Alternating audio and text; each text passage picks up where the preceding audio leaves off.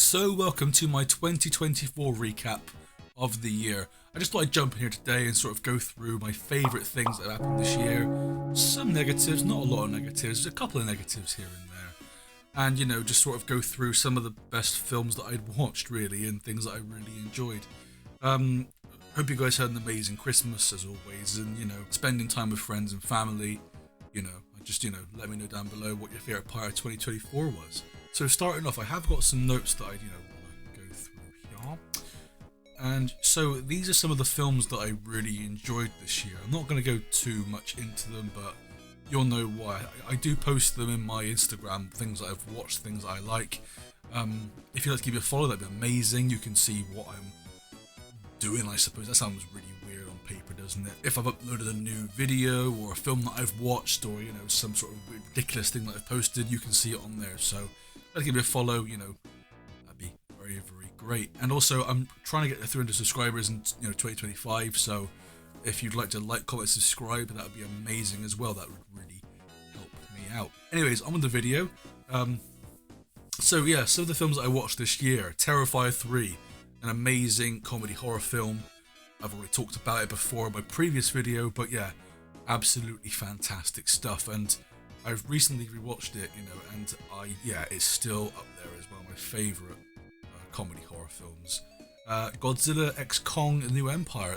This is something that I knew I was going to enjoy, because every sort of MonsterVerse film has sort of got surprises here and there, and I definitely was surprised. I knew it was going to be a big, big cinematic, Marvel on the screen. Everything's really big, and it's going to be things going on around you. It was very entertaining. I really enjoyed it, and hopefully they make a third one soon, because I love those. I love that collaboration between two monster juggernauts. It's really good stuff. Up next is Beetlejuice 2, or Beetlejuice. I never expected to watch this one, and I was a little bit skeptical at first. I was reading reviews, and reviews can only get you so far, can't they? And I thought, I'll give this a watch, and I was really, really surprised with it. It's definitely a funny film for good reasons. Michael Keaton is amazing as Beetlejuice. It feels like no time between the two has happened. It just feels very natural. Catherine O'Hara is amazing as the grandmother. There's a new character called Astrid, who is played by I forget her name now, but she's in Wednesday as well. It's gonna come to me, but I ain't got time to throw it about with this. Yeah, everybody here is top notch. Just still that quirky, wacky, weird sort of style that Tim Burton's got, with the Dutch angles and things look crooked and weird and wonky. It still feels like no time has passed, and it's a really good sequel to perhaps one of my favourite Tim Burton films. Up next, I definitely was looking forward to this one. It's Longlegs, the Oscar Perkins film. It's a very intense film. I really, really liked it. It's not one of the best horror films of the year, though, I don't think. I think that was just done for marketing, but I can see where they're coming from. It is very intense, very uncomfortable at times. Nicolas Cage is horrible as the doll maker, and honestly, I found it to be a really, really spooky good time. Ending was a little bit to be desired, though. I mean, could have been done a little bit better, but overall, though, it was a really good horror movie. And if you like horror movies, to be psychological, then it's definitely up your alley. Up next, we have Alien Romulus. So I really enjoyed this film. I mean, I understand why people have their problems with it, and I can see why, but I think everything else has been nailed. Fede Alvarez, the director of Don't Breathe and, Evil Dead, I think the reboot, did an amazing job here. Everything here is practical where it needs to be. The alien is still scary all these years later. I think Ridley Scott really went ham with all the CG in Covenant, and it wasn't a very good story at all. This one here, on the other hand, feels back to basics, being about a group of people who want to basically steal some weaponry from a ship, and it all goes wrong. Of course, they stumble upon facehuggers being bred, and it all goes absolutely tits up. It had definitely a really interesting surprise near the end as well, and could possibly lead to other mythos of the xenomorph, but Really, really good stuff. And, you know, hopefully with this new series they got, is it Alien Earth, I think? But yeah, that should be interesting as well. I'm looking forward to seeing what they do with that too. Sonic 3, though, was a good amount of fun. It's obviously... So I got a beer here and I keep sort of burping and belching. It's a bit embarrassing, but I don't care. So yeah, Sonic 3, I mean, it was highly anticipated anyway. It was going to be an interesting film and it was going to be a lot of fun. And it is a lot of fun. It's a bit, what's the word? It doesn't take itself too seriously, and I like that. It's got a lot of comedy in this, and Jim Carrey as Eggman is absolutely ridiculous, and it's funny, and he plays his granddad as well in this. Gerald Robotnik, wasn't it? But yeah, really good fun. Keanu Reeves is fantastic as Shadow. They have lots of references to the games, obviously Sonic Adventure 2, and some of Shadow the Hedgehog, that really sort of bad game that came out in 2005, 2006. They were giving that a little nod as well. But just sort of, you know, nods to everything in the franchise. I really love that sort of stuff. And yeah, definitely up there for me. Hopefully 4 can knock this one out of the park when it comes out in a couple of years' time, maybe. But yeah, I think perhaps one of my favorite films I've seen this year was the new Wallace and Gromit: A Vengeance Most Foul. Christmas Day was made better because of this. I mean, I haven't seen a new Wallace and Gromit film in maybe 14 years, and the last one was Matter of Loaf and Death. That was probably the last time we ever heard Peter Sallis voice Wallace before he died. But yeah, it was a really good watch. I do love Aardman stop motion animation, and this one, you know, fires off on all cylinders. They knocked it straight out of the park. All the references to really good movies in here as well. Lots of slapstick comedy, lots of really gorgeous animation, and lots of, you know, really funny moments with the new character Norbot. Or is it Nobot? Norbot? It's basically a robot gnome that, you know, does everything for you and it goes rogue. That's the premise. And Feathers McGraw from Wrong Trousers, perhaps one of the best villains in cinema history, has escaped and is conducting all of these crimes, and it's very, very good watch. Yeah, I haven't got much else to say really about that. I mean, it's yeah. I'm a little bit tongue-tied, but honestly, if you've not seen it, it's going to be on Netflix soon, and it's on BBC iPlayer, so give it a watch. You'll see what I mean. So I also watched some new films that were older. I mean, I've not seen these films before, and they really sort of excited me, I guess, in a sort of, you know, oh, these films are amazing type of way. I'm going to do them in no particular order, but I'll go off the list.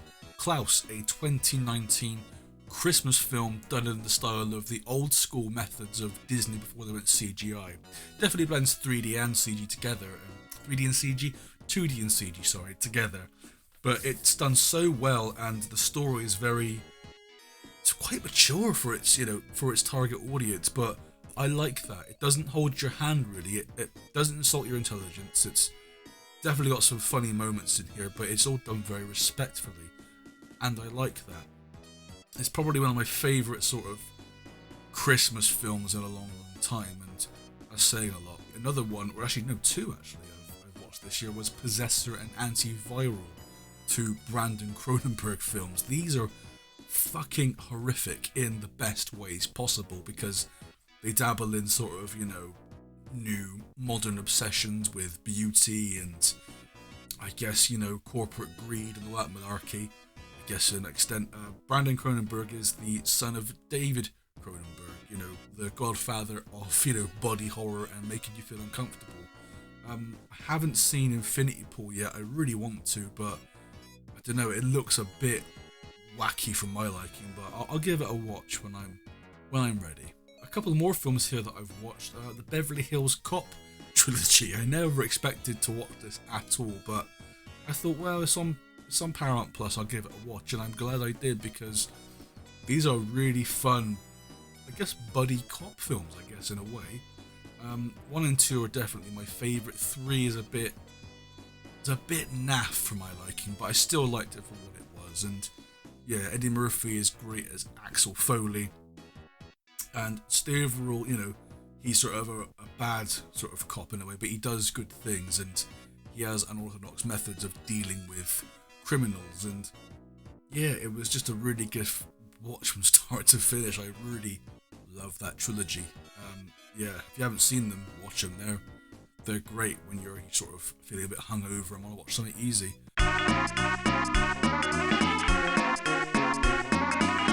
But yeah, apart from that, I mean, it's been quite an interesting year. I mean, I released my short film on Blu-ray.